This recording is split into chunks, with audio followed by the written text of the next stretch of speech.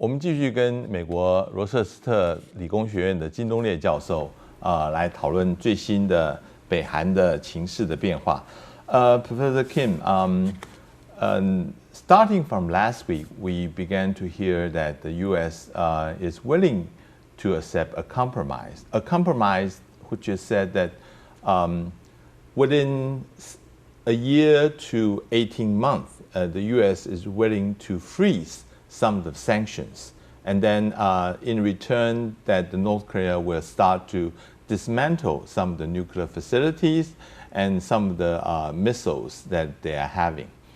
By freezing this, meaning that the North Korea will be allowed to export coal or textile, which constitute over like 60% of their total export before the sanction. This would be a great benefit for the North. My question is, why there's a sudden change of mind by the Trump administration? We know that during the Vietnam summit, that this exactly is the proposal at the time by the North, saying that they would prefer to have a gradual approach, stage by stage, in order to increase the trust on both sides. So my first question is, it's only been several months from the Vietnam summit. Why there's a change of mind by the Trump administration? First, I believe we have to get reminded that the current president of the United States is one of the, most unpredictable in terms of his policies, in terms of his Twitter, Facebook things. I think still we have to see whether this is just like a goodwill gesture by the United States to continue talks with the North, or really the U.S. government at this moment is considering to cancel or to stop economic sanction against North Korea. But still then, one thing is clear, Donald Trump, the President Trump in the United States has held a wide spectrum of policy options. I think he made it clear, I believe, when he is open talks with North Korea. So, but definitely, this kind of option has existed on the table of President Trump for a long time. So it is not exactly just popped off from his brains, but it has existed. Now I think Mr. Trump is trying to use this option to get the benefit of this deal towards his re-election next year. So the time, I believe, has like slightly over 1 year. And then in economic sense, a little bit successful, but we cannot say yet that it is really a recovery from the previous decline. And then in diplomatic and political sense, he said that he's going to make it in his deals with North Korea. But as you said, in Vietnam, there was not a very successful, probably they actually warned of something like a stop of all these talks between the two countries. And then I believe the U.S. government at this moment is like very quietly or kind of very smoothly just giving the opportunity to North Korea again, meaning that you and I get together at the table to move on to the next stage of negotiation, and then we are ready to do that. And I think you have to show some sign as well that you are ready towards the negotiation table as well. So what it wants is that I believe at this moment the U.S. government is actually casting a carrot to North Korea, not just the whips and just the checks, but some carrots as well. Whether North Korea will take it or not, I believe is a very important issue. And then what is a sign that they're responding to the United States demand? That's what we have to see yet.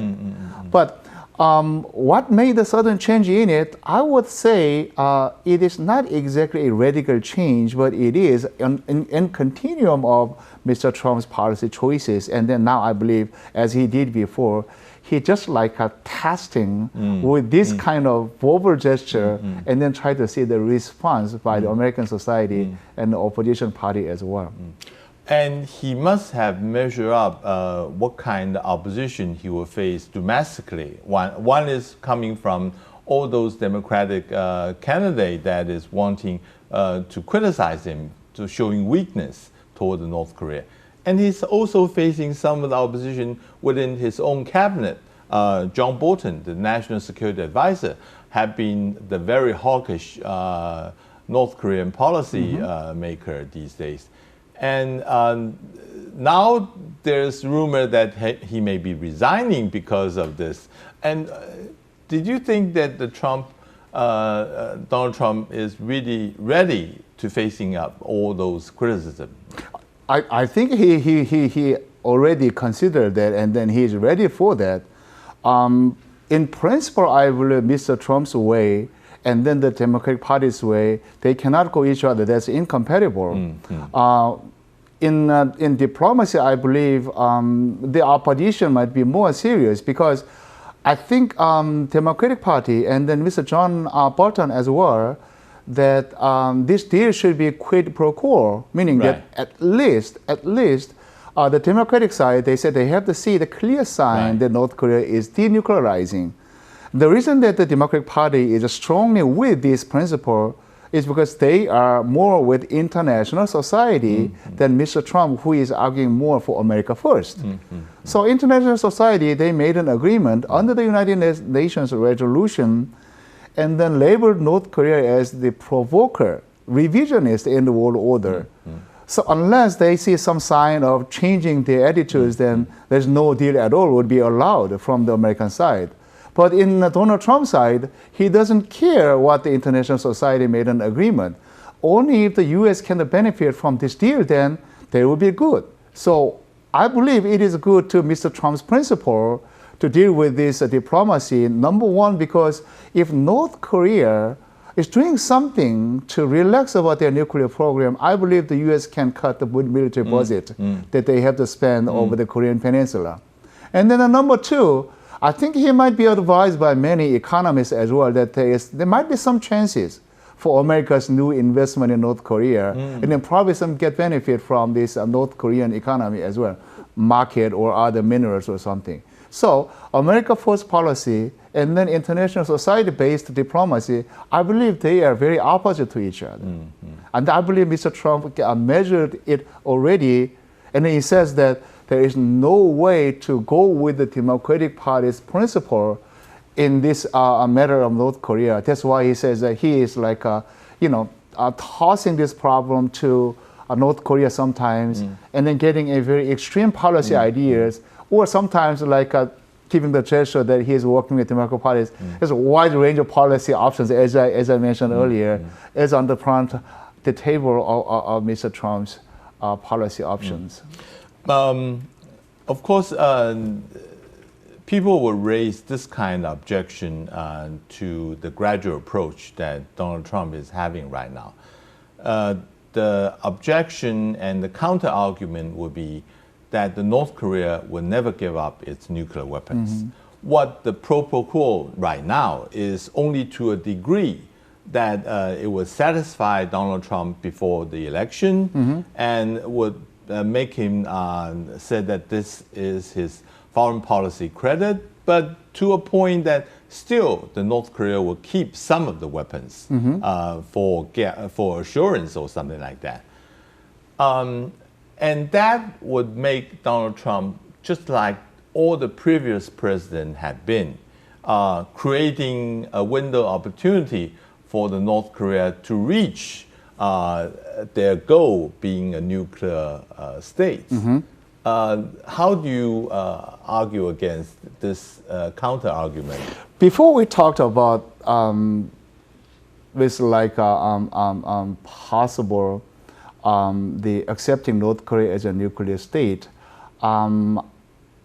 I believe the two leaders in North Korea and the United States, I believe they could get together in the beginning because they said very honestly about what they wanted. Okay. The U.S. wanted definitely says that I need to win an election by keeping you as a kind of negotiable partner in Northeast Asia. From the North Korean side, then, I am really interested in sustaining my political regime. Whether it is through nuclear weapons, through economic development, well, actually, I don't care much. I just need to hold my the political regime. I think that is a good starting point between the two. sharing kind of honest ideas about their political careers. Related to that, then, whether really North Korea would keep these, the status of nuclear states as their kind of political agenda for the future and forever, I'm dubious about it.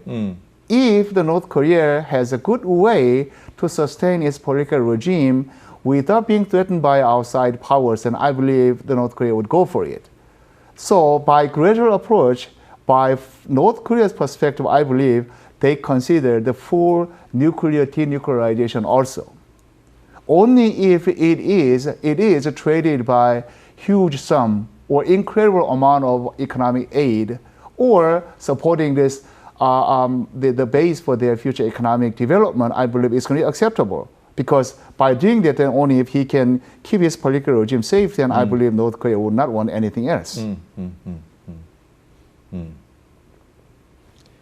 Provided the situations like this, what's the take from the South Korean perspective? I mean, in the Vietnam summit, even President Moon had mentioned that if you want to open up the sanction, that the South Korean could do it, either in Kaohsiung industrial area or in King Kong Mountains tourism. So now there's a gradual and stage-by-stage approach being proposed. Would the South Korean engage in this kind of transformation? South Korea, I think, especially this current president, President Moon, they have a very strong ideological orientation in leading future politics in Korea, which means eventually North and South Korea should go together. I think there's no about it. It's like, it's very strong principle that they protected for a long time. And how to do it, I believe, is a big question now, but whatever the United States tried to do, and then North Korea would respond to the U.S. demands, I believe South Korea tried to go for the way. And how to lay the ground for the future build-up of North-South relationship is the key for this current regime. It is stronger than Kim Dae-jung or even Kim Young-sam's approach, the two previous democratic leaders in Korea. They, I think, in some sense, they included the possibility of using North Korea as a tool for their politics in South Korea. But I believe this regime, Mr. Moon and his group, I believe, they take this North-South relationship as the key, which is an essential part of their politics. In other words, even though they might lose their political popularity in South Korea, they would not give up this principle. In other words, getting North and South Korea together. How to do that? I believe it is not exactly to North Korea, but to South Korean people first. In other words, this regime is really resolute to go for it. How to show the South Korean audience that this is the way that North and South Korea should do for a better future is to give these, whatever the good gesture to North Korea, and then start building trust between the two. So regardless of whether North Korea is responding to South Korea's request or the US request, South Korea should go first and then give a good gesture, good trust to North Korea first, and then North Korea may respond it, but even North Korea does not respond it, not much matter to this current regime, because first, I believe, as I said, they have to show a very good gesture to South Korean audience that this is what we have to do. Give them first. And then even though we cannot expect anything in return, still we have to give it. That's actually the only way that South Korea laid the ground for building trust with North Korea. So about this Kaohsiung complex and the Kumgang Mountain, I think they're going to do that. Regardless of the U.S. control or the U.S. advice against it, I believe, in a certain level, I believe they were ready to, again, build this first step of trust with North Korea. I believe that would be acceptable to Kim Jong-un as well.